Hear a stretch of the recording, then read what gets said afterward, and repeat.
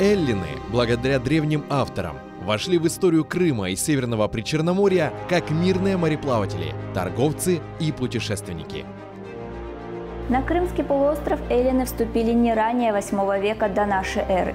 Среди них были не только простые рыбаки и торговцы, большую часть составляли воины. Они осваивали новые земли и приносили туда свою высокоразвитую культуру из крупнейших центров античного мира – Милета и Гераклеи.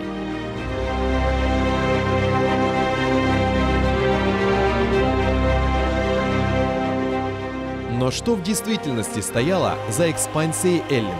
Насколько она была мирной? И почему с их появлением резко сокращается таврское население Крыма?